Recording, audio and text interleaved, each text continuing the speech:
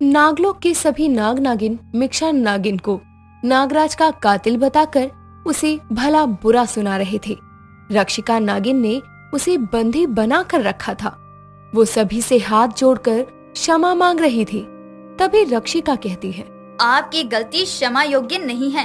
आपने एक नागिन होकर अपने ही नागलोक के वासियों को इतना बड़ा धोखा दिया, जिसके कारण न जाने हमारे नागलोक के कितने निर्दोष नाग नागिन मृत्यु के घाट उतर गए।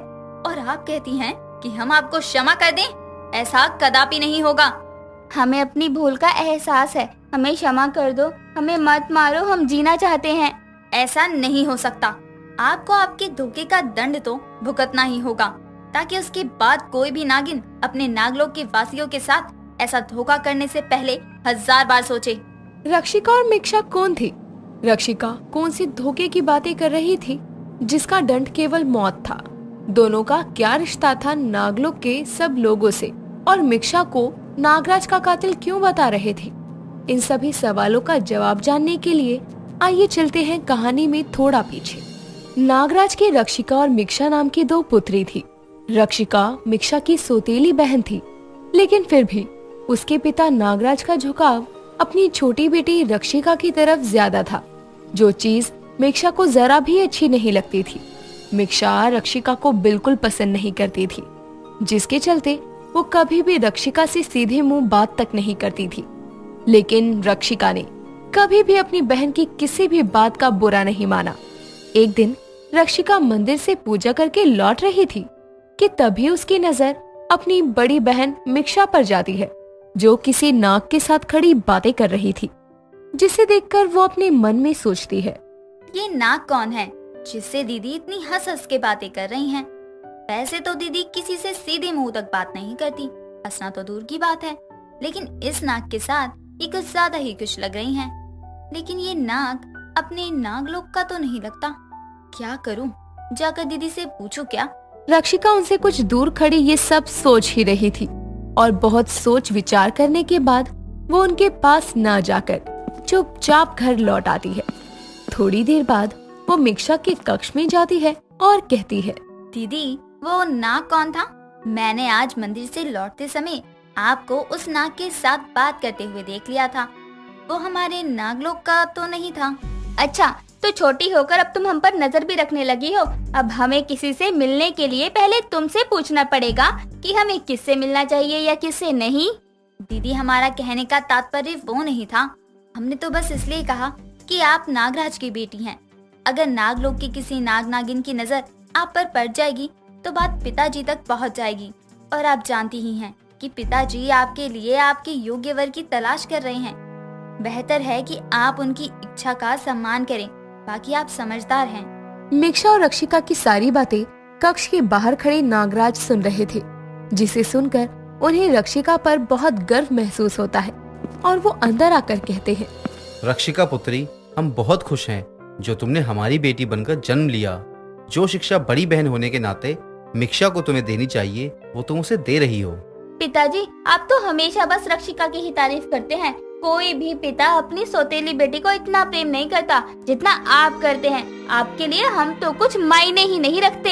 ये अपना और सौतेले का भाव तुमने अपने मन में बिठा रखा है। हमारे लिए तुम दोनों ही पुत्री हो और हम दोनों को समान प्रेम करते हैं। ये सब कहने वाली बातें हैं पिताजी। हम अंधे नहीं हैं, हमें भी सब दिखाई देता है। हमें आप लोगों से कुछ कहना ही नहीं है। मिक्षा इतना कहकर अपने कक्ष से बाहर चली जाती है और अगले दिन फिर उसी नाग से मिलने जाती है और उसे सारी बात बताते हुए कहती है, कल हमें तुमसे मिलते हुए हमारी छोटी बहन रक्षिका ने देख लिया था और पिताजी को भी पता चल गया है। हमें जो करना है जल्दी ही करना होगा, वरना हमारे लिए बहुत बड़ी परेशानी हो जाएगी। हम तुम्हें खोना नहीं चाहते। एक तुम ही हो जो हमारे जीवन में खुशियाँ लाते हो, जो हमें सच्चे दिल से प्रेम करते हो। हम भी तुमसे प्रेम करते हैं और हम भी तुम्हें खोना नहीं चाहते, लेकिन तुम एक नागराज की पुत्री हो और हम दूसरे वंश के नाग। नागराज कभी भी हमें एक साथ नहीं रहने देंगे। उनके पास तो इतनी शक्तियां हैं कि वो कुछ ही क्षणों में मुझे मौत के घाट उतार देंगे। देखो, तुम ऐसी बातें मत करो। हम तुमसे बहुत प्रेम करते हैं। हमें तुम्हारे बिना एक पल भी जीवित नहीं रहना। तुम्हारे साथ रहने के लिए हम कुछ भी कर सकते हैं, कोई भी कीमत चुका सकते हैं।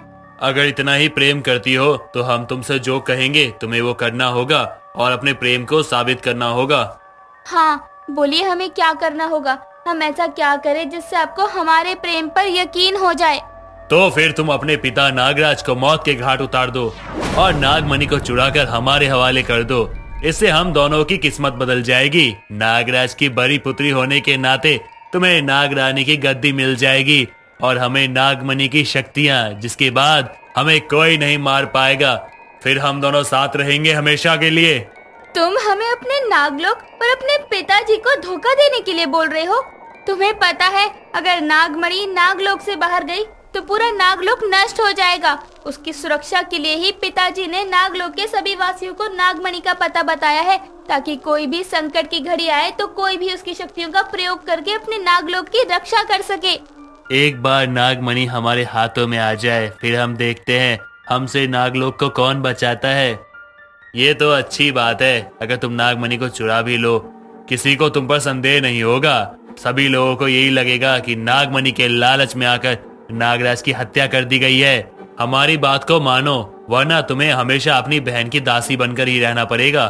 नाग की बात सुनकर मिक्षा क्रोध में वहाँ से चली जाती है और भवन पहुंचकर अपने कक्ष में जा ही रही होती है कि तभी उसकी नजर नागराज के कक्ष में बैठी रक्षिका पर जाती है, जहाँ वो नागराज को रक्षिका से कहते हुए सुनती है, अब हमसे नागलोक की जिम्मेदारियां नहीं उठाई जाती हैं।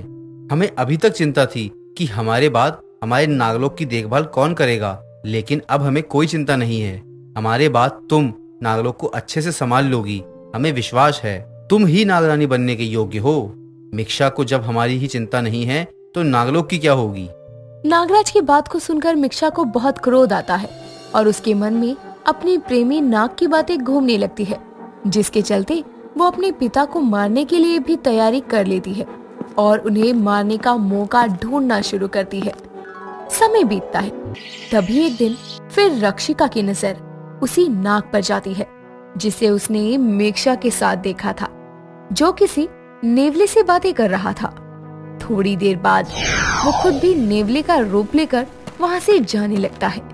ये देखते ही रक्षिका के होश उड़ जाते हैं और वो मिक्षा को सच बताने के लिए भवन की तरफ भागती है। वहीं दूसरी तरफ इस बात से अनजान मिक्षा कि जिस नाग से वो प्रेम करती है वो कोई नाग नहीं बल्कि उसका दुश्मन नेवला है, वो उसकी बातों में आकर अपने पिता को खंजर से वार करके उन्हें मौत के घाट उतार देती है और नागमणि को चुराकर उस नाग को देकर भवन वापस आ जाती है ताकि किसी को भी उस पर शक ना हो।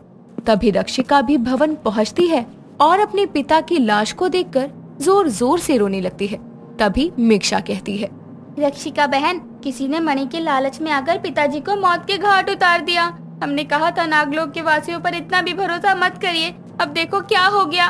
दीदी, मैं आपसे वादा करती हूँ, नागलोक के जिस नाग नागिन ने हमारे साथ इतना बड़ा धोखा किया है, जिसने पिताजी को मौत के घाट उतार दिया, मैं उसे मौत के घाट उतारे बिना चैन नहीं लूंगी। मैं पता करके ही रहूंगी। रक्षिका इतना कहकर अपने पिता के मृत शरीर को गले लगाकर जोर जोर से रोने लगती है। समय बीतता है, तभी एक दिन रक्षिका अपने कक्ष में आराम कर रही थी। तभी उसे नागलोक में नेवलों के आने का संकेत मिलता है। पूरे नागलोक में भगदड़ मच जाती है। कुछ ही पल में नेवले बहुत से नाग नागिनों को मौत के घाट उतार देते हैं। तभी मिक्षा वहाँ आती है और उसकी नजर अपने प्रेमी नाग पर जाती है, जो कि नाग से नेवले का रूप लेते देखकर उसके होश उड़ गए थे। तभी इच्छाधारी नेवला कहता है,